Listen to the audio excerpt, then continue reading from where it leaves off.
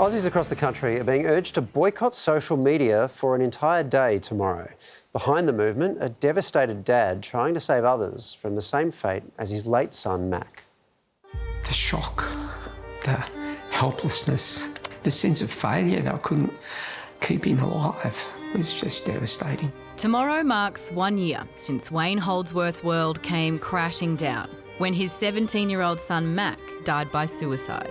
Turn around and have a look at it. No way. Yeah. It's just the saddest moment of my life. Mac had been terrorised by an online predator posing as a young girl who wanted to exchange nudes.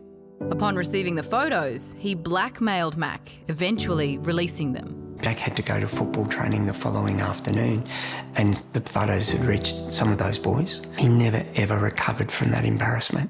Now, Wayne is taking action through Unplug24, a campaign calling for Aussies to abstain from social media for 24 hours on the 24th. Parents need to encourage children to spend more time with them and their friends without social media.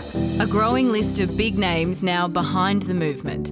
From singer Jessica Mauboy to basketball legend Shane Heal to AFL star Braden Maynard, Polly's also coming on board. It's about time we stood up to these social network bullies. All of them. It is a nasty piece of work, and I can see the destruction that it does.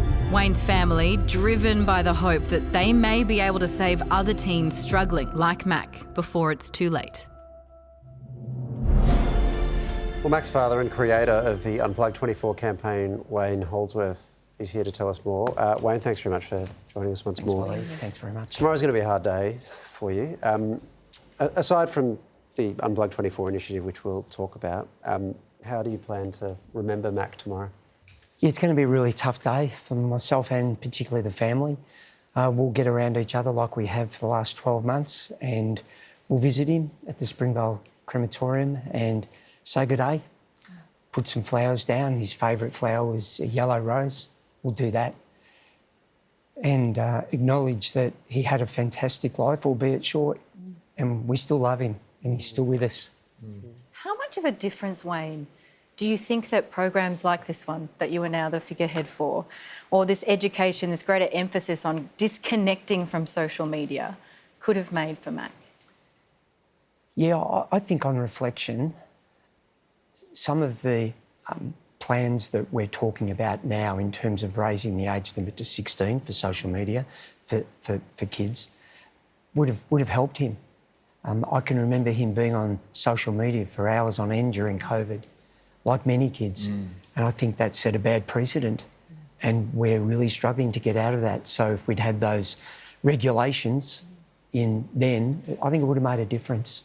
Georgie, I really do. Yeah. 24 hours might not sound long for some people. I'm jumping in tomorrow as well.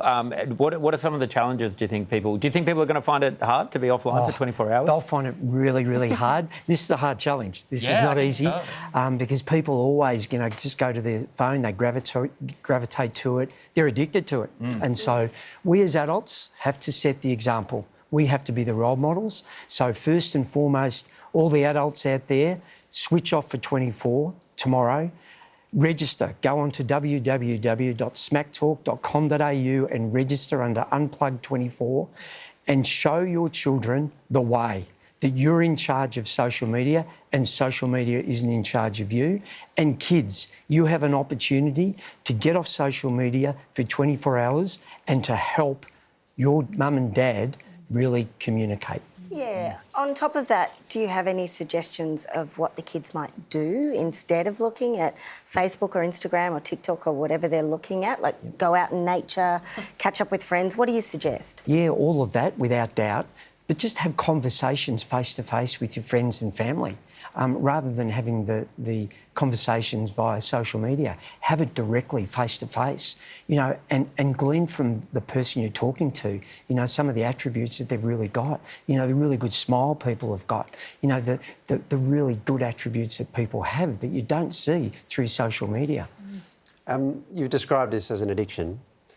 I think we all understand that you don't solve an addiction in 24 hours. What are you hoping happens at the end of 24 hours?